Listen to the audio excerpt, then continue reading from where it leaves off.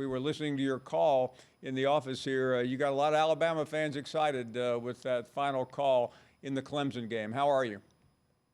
Paul, I'm doing great. It's really good to see you and excited that we get a chance to talk from here. And yeah, I was excited. I make no apologies for that. It was very special, um, an incredible time, and just very grateful that I was able to be there for it. We talked to you some time ago, and I don't want to miss the moment here with the game, but you told us about a number of your health struggles that you had overcome, pretty serious stuff. How are you doing? Fantastic. I know there were a lot of people concerned about me in the final seconds of that game. I was. Right. I understand.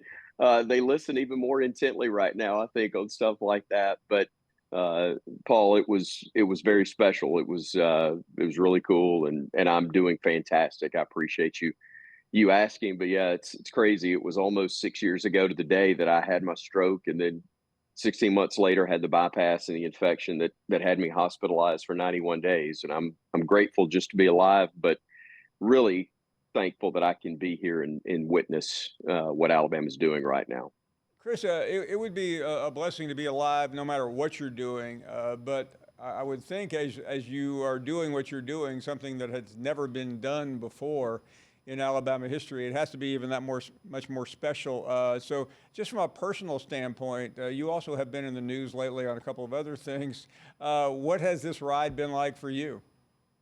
It's been very special. Uh, Look, as a broadcaster, you have no control over winning or losing. It's all about the team that you follow and what they do and what they accomplish. But to have the chance to be here in this setting, the first Final Four in program history, and having seen them have so many great teams, and you know this, Paul, as well as I do. Alabama's had a great, rich tradition in college basketball. There have been two glaring weaknesses on the resume. It's the Final Four and national championship. And the Final Four is now filled in on the resume.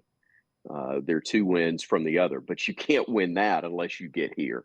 And to have that ceiling finally removed and make it here to where you have a chance is beyond special. And I'm very thankful that I was here. It's amazing, Paul. It's been 22 years since I got the job. And my second season was the year that Mark Gottfried led Alabama to its only Elite Eight appearance at that time. And now here we are 20 years removed from that. We celebrated the 20th anniversary of that Elite Eight team just about a month and a half ago in Tuscaloosa, and got a chance to recognize and honor them. And so many of the players and Mark were back, and it was a special time. But to see a new piece of history now made for this program is something I'm really grateful I have an opportunity to witness firsthand. It's been mentioned, and I have a feeling it'll be mentioned a few more times Saturday night. But there are some eerie similarities between that Elite Eight game 20 years ago Yeah, and the game we'll be watching Saturday night. Same team. same team, same town. As a matter of fact, it was in Phoenix, different venue. The last time I believe that we were in this building, and I say we talking about the University of Alabama and a Crimson Tide team, things went pretty well in a tremendous ball game. The Tide won in a football national title. So hopefully, we'll have a little of that karma rub off. And I'm not so sure, based on the size and talent of Clemson's basketball team, we couldn't use a few of the football players as well. But it's going to be a fun matchup. I'm very excited to see what it'll be like. Well, if I'm watching Saturday and I see Nick Saban call for an onside kick, then I know we're in the wrong place because You're right. that was the moment of that game, as we all remember. Sure. Chris, last year it seemed like the perfect storm, and then it wasn't. Tell us how this basketball team, which really not a lot was expected out of, considering all the transition, ended up playing on the final weekend of the year. Yeah, Paul, back in the summer, I might have bet some of your money, but not my own, that this team would be where they are. I really thought they would play their best basketball in February and March. The roster I knew was very talented with a lot of veteran players, but it's nine new players on the roster, and 3 new assistant coaches as well.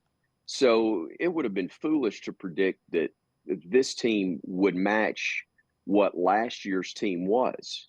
That was a historic team in terms of what they accomplished throughout the course of the year. This one had to go through growing pains, and Nate Oates knew he was going to have a new roster. He knew he was going to have challenges, and yet he still went out and put together a schedule that was as tough as any in the country. And they're sitting there at 6-5 after a trip that included Purdue in Toronto, um, Creighton in Omaha, and then playing Arizona right here in Phoenix. And I think our record was 6-5 at that time.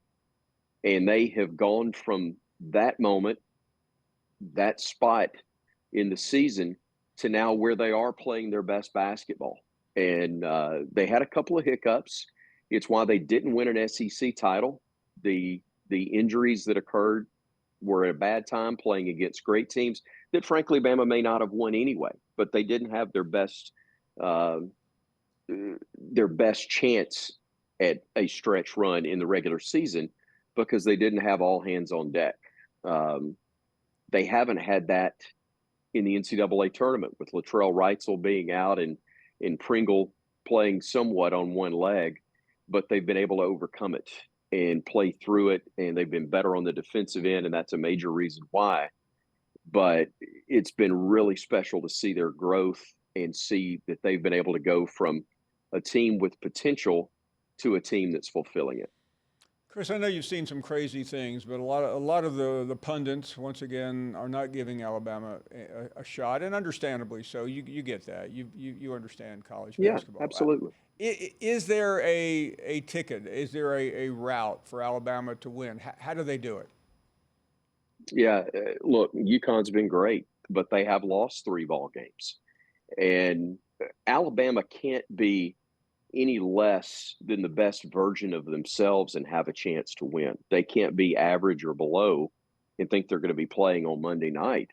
But frankly, I don't think they have to be better than they have at any point this year when they were at their best. If they can defend as they have in this tournament and continue to be elite on the offensive end, which they have been, they're going to have a chance in this game. I think it's quite clear, and I know this won't come as any shock to you, this revelation I'm about to drop. You can't allow UConn to go on a 30-0 run to start the second half and expect to have a chance. But if you can keep this a ball game, couple of possessions with 5 minutes to go in the game or that under 4 media timeout, Alabama's going to – I think there will be a lot more pressure on UConn than there would at the Crimson Tide.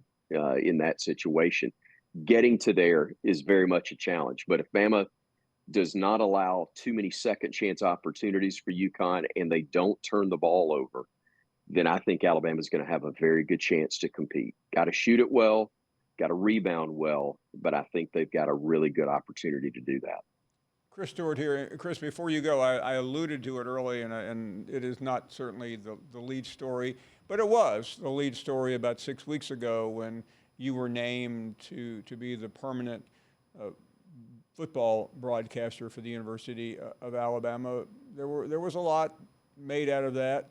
You were very respectful to Eli Gold, as I expected you to be. But what does it mean to you now to not only do basketball for you, which you've done for 22 years, but to be the voice of the Crimson Tide all across the board? To say it's special, Paul, would be a massive understatement. You've known me 35 years. I've lived in Alabama my entire life. I was born a fan of the Crimson Tide. I grew up listening to John Forney.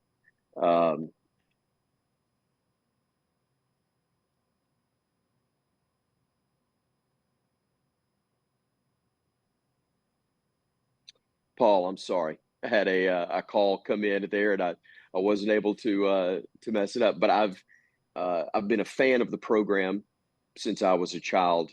I had the privilege late in his life of getting to know John Forney. I'm friends with Paul Kennedy. I've been friends and colleagues with Eli for a long time. I hurt for Eli because I know what the job means to him and has meant to him for so long, and I know what he means to Alabama fans. So yes, I'm respectful of that because I respect Eli. Um, but I've worked very hard to at least put myself in a position to be in the conversation whenever there was a next at Alabama. And just like there was a next after John and a next after Paul, there was eventually a next after Eli, and there will be certainly a next after me. I value the position not just because it's the Crimson Tide, but because of those three men that I just mentioned that held the job before me. And not only do I have a responsibility to the fan base, I've got a responsibility to those three men to uphold the standard that they've set incredibly well for more than 50 years. Chris Stewart, the voice of the Tide. Chris, many, many thanks for being with us on a very busy weekend for you and everyone out there. Thank you. We'll be watching and listening on Saturday night.